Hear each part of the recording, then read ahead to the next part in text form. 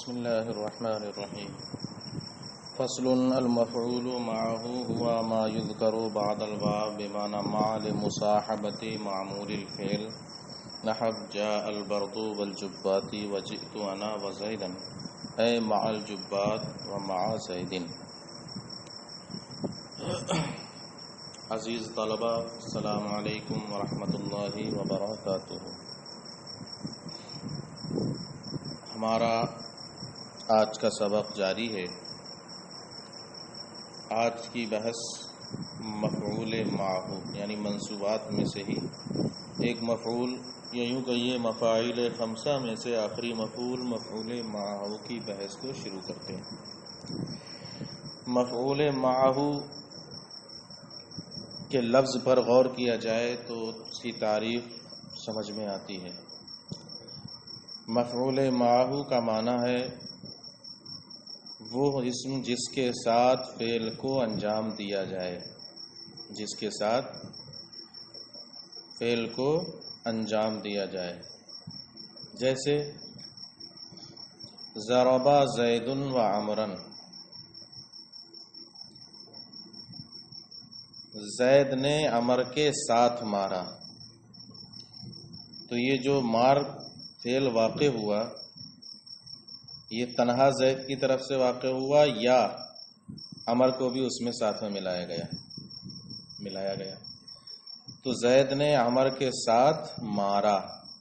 اب دیکھو ترجمہ کیا ہے مفعول معہو کا؟ وہ اسم جس کے ساتھ فعل کو انجام دیا جائے. تو عمر کے ساتھ مل کر فعل کو انجام دیا ہے، یہ مفعول معہو. مزید اس کی تعریف یوں کرتے ہیں، مفعول معہو وہ اسم ہے جو واو کے بعد ذکر کیا جائے ما کے معنی میں. کس کے معنی میں؟ ما کے معنی میں. زید نے عمر کے ساتھ مارا تو واو کا ترجمہ یہاں کیا ہوگا؟ ما. لمصاحبت معمول الفعل، فعل کے معمول کی مصاحبت کی وجہ سے، فعل کا جو معمول ہے جس پر فعل عمل کر رہا ہے اس کی مصاحبت کے لیے. تو عمل زید پر ہو رہا ہے ضربہ کا، لیکن ساتھ ہی ساتھ مصاحبت کس کی مل رہی ہے؟ اس کو امر کی مل رہی ہے، معیت امر کی مل رہی ہے. تو مفعول معہو وہ اسم ہے جو واو کے بعد ما کے معنی میں ذکر کیا جائے فعل کے معمول کی مصاحبت کے لیے. جیسے جاء البرد والجبات، ٹھنڈ گرم کپڑوں کے ساتھ آئی. وجئت انا وزیدن، میں اور زید ایک ساتھ آئے. اے مال جبات و مع زیدن، یعنی جبات یعنی گرم کپڑے اور زید کے ساتھ. یعنی واو کس کے معنی میں ہے؟ ما کے معنی میں. تو آپ دیکھیں فعل کا معمول بنے گا انا ایک مثال میں، دوسرے میں بنے گا البرد. اور ان کے معمول کے ساتھ مصاحبت ہو رہی ہے کس کی؟ ایک میں جبات کی اور دوسرے میں زید کی، اور واو کے بعد ہو رہی ہے. البتہ یہ واو کس کے معنی میں ہے؟ ما کے معنی میں. فَإِنْ كَانَ الْفِعْلُ لَفْظًا وَجَازَ الْعَطْفُ يَجُوزُ فِيهِ الْوَجْهَانِ النَّصْبُ وَالرَّفْعُ نَحْوُ جِئْتُ أَنَا وَزَيْدٌ وَزَيْدٌ وَإِنْ لَمْ يَجُزِ الْعَطْفُ تَعَيَّنَ النَّصْبُ نَحْوُ جِئْتُ وَزَيْدٌ. اب سنیے یہاں سے ضابطے. اگر مفعول معہو والی صورت میں جو فعل ہے وہ فعل لفظاً ذکر کیا جائے، فعل کیا ہے؟ لفظوں میں ذکر بھی کیا جائے اور ساتھ ہی ساتھ وہاں عطف کرنا بھی جائز ہو. یعنی مفعول معہو کا اس سے پہلے والے اسم پر عطف کرنا جائز ہو تو وہاں پر مفعول معہو پر نصب پڑھنا بھی جائز ہوگا اور رفع پڑھنا بھی جائز ہوگا. ٹھیک ہے. جیسے جئتو انا وزیدن، جئتو انا وزیدن، تو آپ اس کو جئتو انا وزیدن بھی پڑھ سکتے ہیں اور جئتو انا وزیدن بھی پڑھ سکتے ہیں. جئتو انا وزیدن جب پڑھیں گے تو یہ مفعول معہو ہو جائے گا زیدن، اور مفعول معہو منصوب ہوتا ہے تو نصب ہوگا. اور جب اس کو عطف کر دیں گے انا پر تو انا چونکہ حالت رفع میں ہے اور معطوف کا بھی وہی حکم ہوتا ہے جو حکم معطوف علیہ کا ہوتا ہے، اس لیے اب زید بھی کیا ہو جائے گا؟ مرفوع ہو جائے گا اور پڑھا جائے گا زیدن. تو جئتو انا وزیدن اور جئتو انا وزیدن دونوں پڑھنا جائز ہوگا. البتہ اب یہ مسئلہ کہ یہاں عطف کیوں جائز ہے؟ یہاں عطف کیوں جائز ہے؟ تو چونکہ عطف کے لیے کہتے ہیں کہ جب ضمیر منفصل پر عطف کیا جاتا ہے تو عطف کرنے کے لیے ایک ضمیر بارز مرفوع متصل پر عطف کیا جائے تو ضروری ہے کہ اس کے بعد ایک ضمیر منفصل کو لایا جائے. کس کو لایا جائے؟ ایک ضمیر منفصل کو. اگر ضمیر منفصل آ جائے تو عطف کرنا جائز ہو جاتا ہے. جیسے یہی جئتو انا و زیدن ہے. اب اگر صرف ہوتا جئتو و زیدن تو عطف کرنا جائز نہیں ہوگا. کیوں؟ کیونکہ زیدن کے عطف کے لیے ضروری تھا کہ بیچ میں ضمیر منفصل آتی، لیکن وہ ضمیر منفصل ہے ہی نہیں. لیکن پہلی والی صورت میں جئتو انا و زیدن ضمیر منفصل ہے کہ نہیں؟ منفصل ہے. اور جب ضمیر منفصل لفظوں میں موجود ہے تو زیدن کا اس پر عطف کرنا کیا ہو جائے گا؟ جائز ہو جائے گا. لہذا یہاں فعل لفظاً عامل فعل لفظاً موجود ہے اور عطف بھی جائز ہے، اس لیے نصب پڑھنا بھی جائز ہوگا اور رفع پڑھنا بھی جائز ہوگا. نصب اس لیے جائز ہوگا کہ یہ مفعول ماہ ہو، اور نصب رفع اس لیے جائز ہوگا کہ اس کا عطف کیا جا رہا ہے انا کی ضمیر پر. اور اگر فعل لفظاً موجود ہو لیکن عطف جائز نہ ہو تب صرف فتحہ پڑھنا اور نصب پڑھنا واجب ہوگا. جیسے جئتو و زیدن، وہی مثال آ گئی، جئتو و زیدن. تو اب زیدن کا عطف کرنا یہاں جائز نہیں ہے، کیونکہ اگر عطف کرنا جائز ہوتا تو بیچ میں انا کی ضمیر ضرور ہوتی، لیکن انا کی ضمیر نہیں ہے اور عطف کرنے کے لیے ضمیر کا ہونا ضروری تھا، اس لیے یہاں عطف کرنا جائز نہیں ہوگا. اور جب عطف جائز نہیں ہوگا تو رفع والی صورت بھی ختم ہو جائے گی. اب صرف ایک صورت بچے گی، کون سی؟ نصب کی. ملاؤ. فَإِنْ كَانَ الْفِعْلُ لَفْظًا، تو اگر فعل لفظی ہو اور عطف دو جائز ہو تو اس میں دو وجہ جائز ہیں، نصب اور رفع. جیسے جئتو انا و زیدن یا جئتو انا و زیدن. اور اگر عطف جائز نہ ہو تعین النصب، تو نصب متعین ہوگا، جیسے جئتو و زیدن. وَإِنْ كَانَ الْفِعْلُ مَانًا، اور اگر فعل مانوی ہو لفظی نہ ہو، وجاز العطف، اور عطف کرنا بھی جائز ہو. فعل تو مانوی ہو اور عطف کرنا جائز ہو، یعنی بعد والے اسم کا پہلے والے اسم پر عطف کرنا جائز ہو.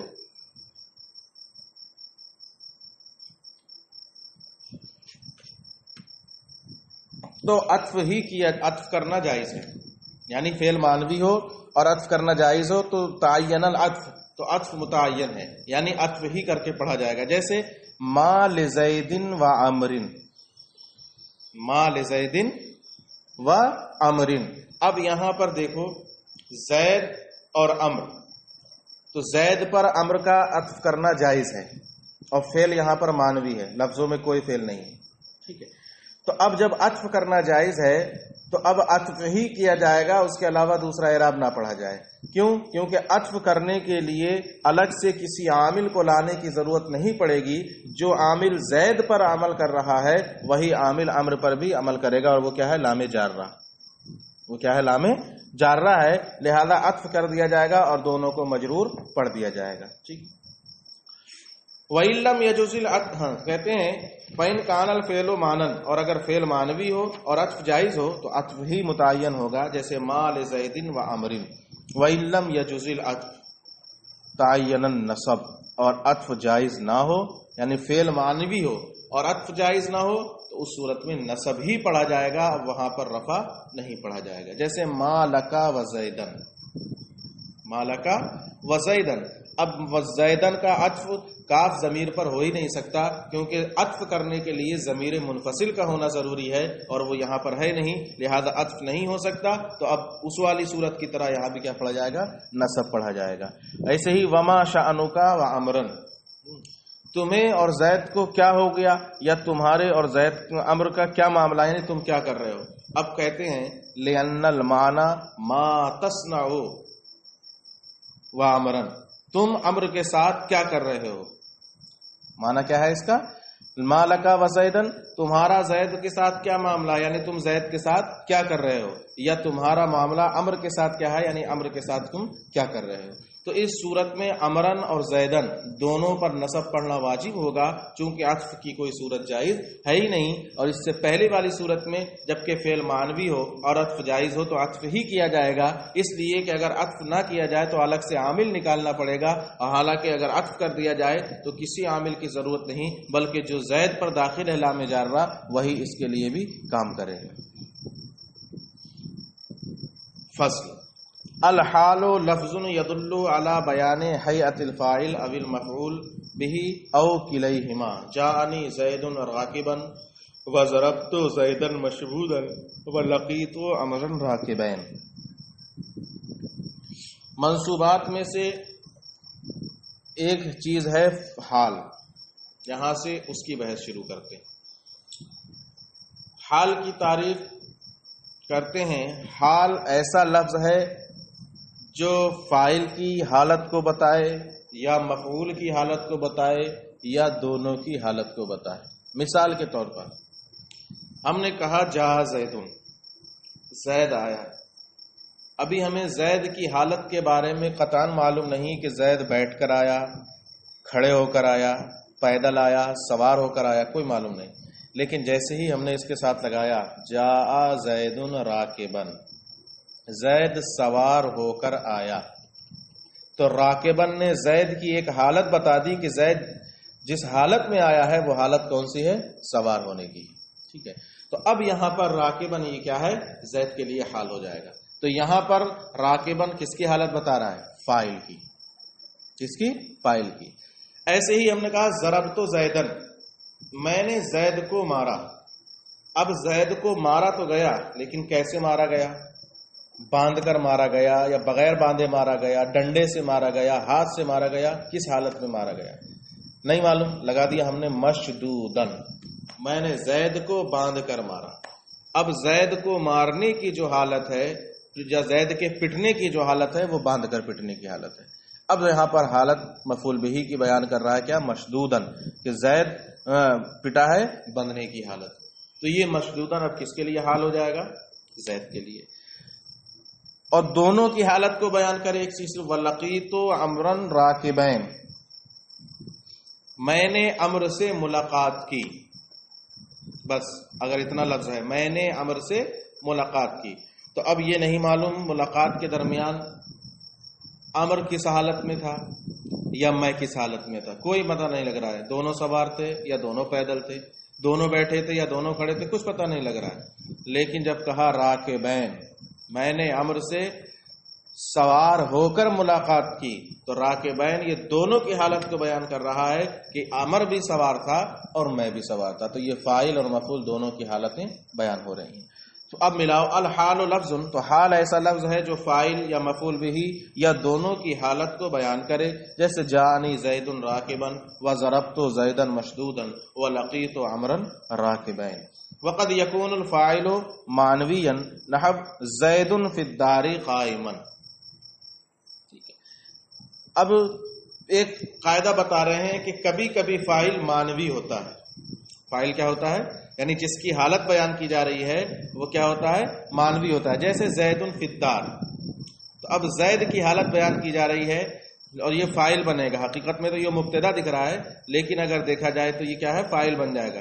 اصل نکلے گا زید استقر فی الدار قائما، زید گھر میں کھڑے ہونے کی حالت میں موجود ہے۔ اب یہ نکلا یہاں پر، تو اب استقرہ فعل قائما اسی زید کا کیا ہو جائے گا؟ حال ہو جائے گا۔ جیسے زید فی الدار قائما لأن معناه زید استقر فی الدار قائما، وكذا المفعول به، اور کبھی کبھی مفعول به معنوی ہوتا ہے۔ کبھی کبھی کیا ہے؟ مفعول جس کی حالت بیان کی جا رہی ہے وہ معنوی ہوتا ہے، لفظوں میں تو وہ نہیں نظر آ رہا ہوتا ہے لیکن حقیقت میں وہ مفعول به ہوتا ہے۔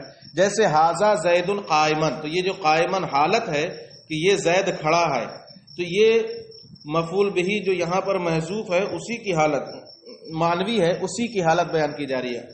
اصل معنی نکلے گا المشار الی قائما ہوا زید، وہ جس کی طرف کھڑے ہونے کا اشارہ ہوا وہ زید ہے۔ تو ھذا سے جو اشارہ ہوا تھا المشار الی نکلا، یہی مفعول به معنوی ہے۔ یہ مفعول به کیا ہے؟ معنوی ہے، اور وہ حذف الحال ہے اور اسی کا حال ہے قائما۔ تو کبھی فاعل معنوی ہوگا اور کبھی کبھی مفعول به معنوی ہوگا، جیسے ھذا زید قائما فإن معناه المشار الیہ قائما ہوا زید۔ والعامل فی الحال فعل او معنی فعل، کہتے ہیں حال کا جو عامل ہوگا وہ یا تو فعل ہوگا یا معنی فعل ہوگا۔ معنی فعل کا مطلب وہی مشتقات، اسم فاعل، اسم مفعول، اسم ظرف، اسم تفضیل، یہ سب چیزیں جن کے اندر فعل کا معنی پایا جاتا ہے، جن کے اندر فعل کا معنی پایا جاتا ہے وہ تمام چیزیں اس کے عامل ہو سکتے ہیں۔ والحال نکرۃ ابدا وذوالحال معرفۃ غالبہ کما رأیت فی الامثلۃ المذکورہ فإن كان ذو الحال نکرۃ یجب تقدیم الحال علیہ نحو جاءنی راکبا رجل لئلا تلتبس بالصفۃ فی حالۃ النصب فی مثل قولک رأیت رجلا راکبا. سنو، بتانا یہ ہے کہ حال اور ذوالحال میں اصل قاعدہ ضابطہ یہی ہے کہ حال نکرہ ہوگا اور ذوالحال معرفہ ہوگا. ہمیشہ ذوالحال معرفہ ہوگا اور حال نکرہ ہوگا. غالباً کا لفظ استعمال کیا، وہ خود ہی بتا رہے ہیں، اکثر یہی ہوگا. اس کا مطلب یہ ہے کہ کبھی کبھی اس کا برعکس ہوگا، یعنی ذوالحال بھی نکرہ ہو جائے گا. ذوالحال بھی کیا ہو جائے گا؟ نکرہ ہو جائے گا. اکثر کی قید ہی بتا رہی ہے کہ کبھی کبھی ذوالحال نکرہ ہوگا. اب اگر ذوالحال نکرہ ہوتا ہے تو اس صورت میں حال کو ذوالحال پر مقدم کرنا واجب ہوگا. حال کو ذوالحال پر کیا کرنا؟ مقدم کرنا واجب ہوگا. کیوں؟ کیونکہ اگر جب ذوالحال نکرہ ہو جائے اور اس کو مقدم نہ کیا جائے تو کوئی صورت ایسی آئے گی کہ وہاں پر حال کو صفت سمجھ لیا جائے گا. حال کو کیا سمجھ لیا جائے گا؟ صفت. مثلا ایک صورت ایسی ہے کہ حال فاعل کی حالت بیان کر رہا ہو اور نکرہ ہو، تب تو آپ پڑھ سکتے ہیں جانی رجل راکبا. جانی رجل راکبا، رجل یہی ذوالحال ہے، راکبا حال ہے. یہاں سمجھ میں آ رہا ہے. چلو یہاں تو بات بن جائے گی کہ نکرہ اپنی جگہ برقرار رہے ذوالحال، اور حال اپنی جگہ برقرار رہے، کسی کو کسی پر مقدم اور مؤخر نہ کیا جائے. لیکن ابھی ایک صورت اور آ رہی ہے نصب والی، اس صورت میں التباس ہو جائے گا صفت سے.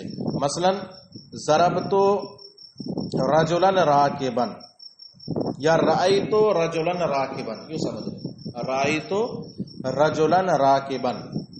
اب اگر یہاں پر آپ ذوالحال کو مؤخر نہ کریں اور اپنی جگہ رکھیں، مقدم رکھیں، تو رأیت رجلا راکبا یہ موصوف صفت بننے کا خطرہ ہے کہ نہیں خطرہ ہے؟ رجلا موصوف راکبا صفت ہو جائے گی کہ نہیں ہو جائے گی؟ میں نے سوار مرد کو مارا، میں نے سوار مرد کو مارا، حالانکہ یہ حال ذوالحال ہیں، موصوف صفت نہیں ہے. تو یہ التباس ہو رہا ہے کہ نہیں التباس ہو رہا ہے صفت کے ساتھ؟ اس لیے جب آپ اس کو مقدم کر دیں گے اور کہیں گے رأیت راکبا رجلا، رأیت راکبا رجلا، اب سمجھ میں آ جائے گا کہ یہ ذوالحال یہاں پر نکرہ ہے اور صفت والی صورت نہیں ہے. کیونکہ صفت ہوتی تو موصوف پہلے ہوتا، صفت بعد میں ہوتی، لیکن یہاں پر صفت پہلے ہے تو یہ صفت ہے ہی نہیں بلکہ حال ہے. ٹھیک ہے، تو اس التباس سے بچنے کے لیے نکرہ ہونے کی صورت میں ذوالحال کو مقدم کر دیا جائے گا. والحال نکرۃ ابدا، حال ہمیشہ نکرہ ہوگا اور ذوالحال اکثر معرفہ ہوگا، جیسا کہ مثال مذکورہ میں آپ نے دیکھا. لیکن اگر ذوالحال نکرہ ہو یجب تقدیم الحال علیہ، تو حال کی اس پر تقدیم واجب ہے. جیسے جاءنی راکبا رجل، کیوں؟ لئلا تلتبس بالصفت فی حالت النصب، تاکہ حالت نصب میں صفت کے ساتھ التباس لازم نہ آئے، جیسے کہ آپ کے قول رأیت رجلا راکبا میں. وقد تکون الحال جملۃ خبریۃ، ایک ضابطہ اور، حال کبھی کبھی جملہ خبریہ ہوگا. کیا ہوگا؟ جملہ خبریہ. اب وہ جملہ دو طرح کا ہو سکتا ہے، جملہ اسمیہ بھی ہو سکتا ہے اور جملہ فعلیہ بھی. جیسے جاءنی زید و غلامہ راکب، میرے پاس زید اس حال میں آیا کہ اس کا غلام سوار ہے، تو وہ غلامہ راکب، یہی زید کا کیا ہے؟ حال ہے. جملہ اسمیہ ہے، جملہ خبریہ ہے. او یرکب غلامہ، غلامہ، یا یوں کہیں جاءنی زید و یرکب غلامہ، میرے پاس زید اس حال میں آیا کہ اس کا غلام سوار تھا. تو یہاں پر بھی جملہ ہی ہے، جملہ خبریہ ہے، لیکن یہ کون سا جملہ ہے؟ جملہ فعلیہ. ومثال ما کان عاملها معنی الفعل. اچھا، اب کہتے ہیں یہ تو ان صورتوں کی مثالیں تھیں جبکہ فعل عامل تھا. اب کہتے ہیں اس کی مثالیں جبکہ معنی فعل عامل ہو. معنی فعل حال کا کیا بن رہا ہو؟ عامل بن رہا ہو. جیسے حاذا زید قائما، آپ نے یہ کہا تو یہ قائما حال ہے، زید ذوالحال ہے. تو کہتے ہیں اس کا معنی ہوگا انبہ و اشیر، انبہ و اشیر. اب جب آپ یہ نکال آئیں گے تو یہ معنی فعل، یعنی فعل معنوی، یہ فعل معنوی ہو گیا اور یہی اس میں کیا کرے گا؟ عامل ہوگا. وقد یحذف العامل لقیام قرینۃ، کہتے ہیں کبھی کبھی عامل کو قرینے کے بنیاد پر حذف کر دیا جاتا ہے. جیسے مسافر سے کہا جائے سالمن غانمہ، جانے والے کو رخصت کیا جائے، اس سے کہا جائے سالمن غانمہ، تم سلامتی کے ساتھ جاؤ اور لوٹ کر آؤ. اب یہاں پر فعل کو حذف کر دیا گیا، عامل کو حذف کر دیا گیا ہے، کیونکہ جانے کی حالت، مسافر جو سفر پر جا رہا ہے، یہ حالت ہی خود اس بات پر قرینہ ہے کہ یہاں پر مفعول اس کا حال کا عامل محذوف ہے، صرف حال کو یہاں پر ذکر کیا جا رہا ہے. اے ترجعو سالمن غانمہ، تم سلامتی کے ساتھ اور غنیمت کے ساتھ لوٹ کر واپس آؤ. یہ آج کا آپ کا سبق ہے، اس کو ملا لیں اور اس کو محفوظ کر لیں.